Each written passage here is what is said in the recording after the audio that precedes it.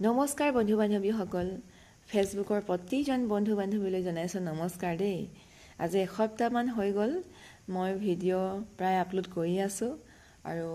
আজিও এনেকৈ এটা ভিডিঅ' কৰি ৰাখিছো পথাৰলৈ অহা ভিডিঅ' কালিও আপলোড কৰিছিলো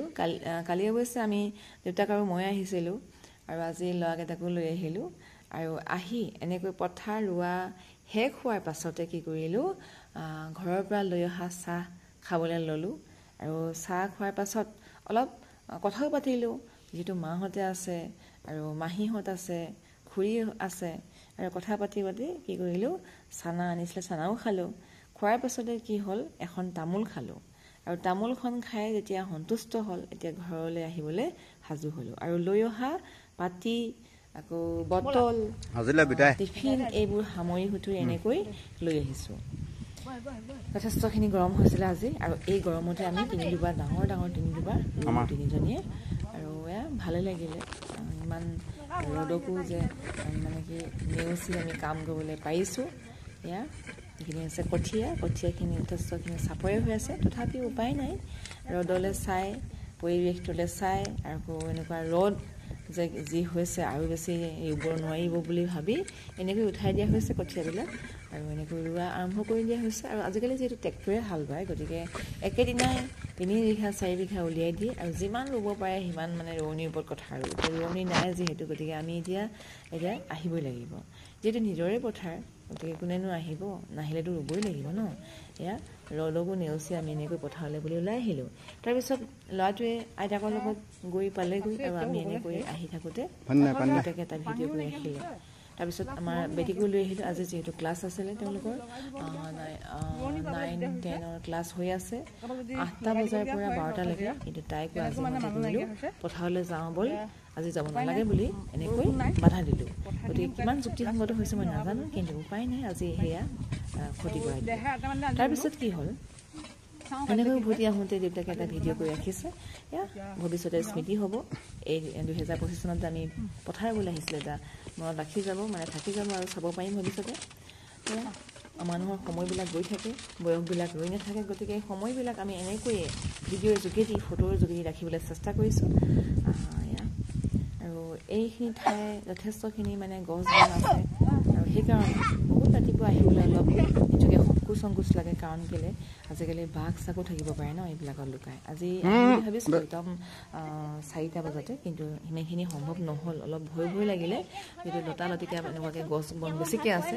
আৰু এইডোখৰত বৰ বেছি মানুহৰ ঘৰো নাই বেটাই আইতাকৰ ছাতিটো পালে আৰু পাই এনেকৈ খুব ভাল পাইছে উমৰতে আহি ল'ব পাৰে এনেকৈ ধুনীয়াকৈ এইটো লৈ পৰা দৌৰ মৰাত ব্যস্ত তাৰপিছত এতিয়া আমি শীতল ঠাইখিনি পামহে ইমান ধুনীয়া ঠাই আৰু এইখিনি ঠাইত মানে মানুহৰ বসতি বৰ বেছি নাই আৰু ভাল লগা এটা পৰিৱেশ পুৰা শীতলময় আৰু এনেকৈ আমাৰ আজি যি মানে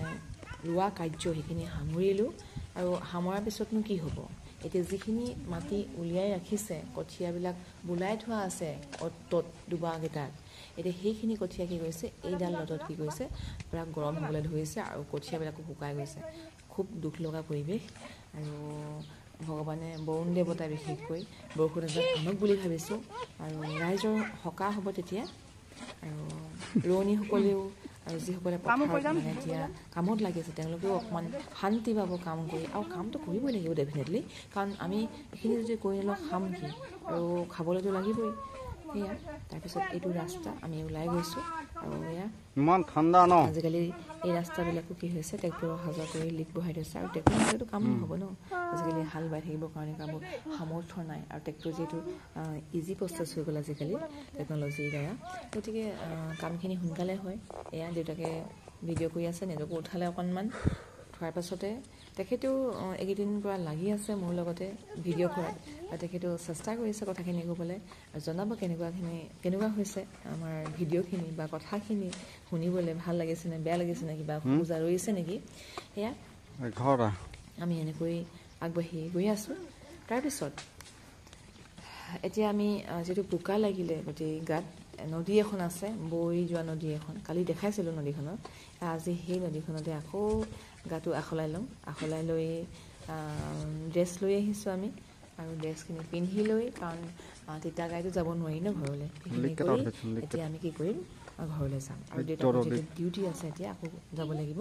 1টা বজাত। তো এইখিনি এনেকৈ ব্যস্ত থাকিব লগা হৈছে। আৰু বহুত দিন বেছি দিন পোৱা নাই আৰু যিটো কামত আকৌ নিজৰ কৰ্মত নিয়োজিত হ'বই লাগিব।